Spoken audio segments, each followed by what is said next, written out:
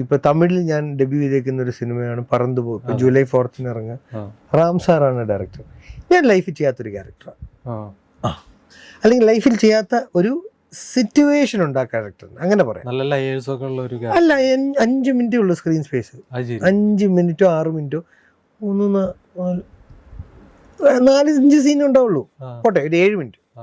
ആ 7 മിനിറ്റിന്റെ സീൻ ഞാൻ കൃത്യമല്ല കേട്ടോ പറയുന്നത്, ചിലപ്പോൾ 8 ഉണ്ടാവാം, ചിലപ്പോൾ 6 ആയിരിക്കും.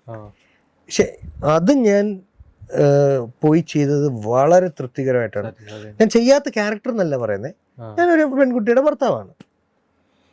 പക്ഷെ ഞാൻ അഭിമുഖീകരിച്ച് അല്ലെങ്കിൽ ചെയ്യുന്ന ഒരു സാഹചര്യം ഞാൻ എൻ്റെ കരിയറിൽ ആദ്യമായിട്ടാണ് ചെയ്യുന്നത്.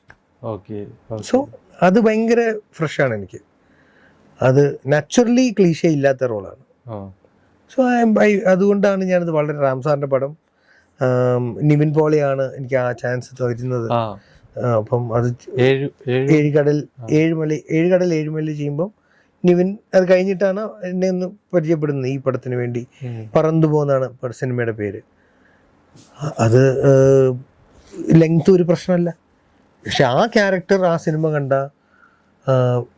എല്ലാവരും പ്രശംസിക്കത്തൊന്നുമില്ല.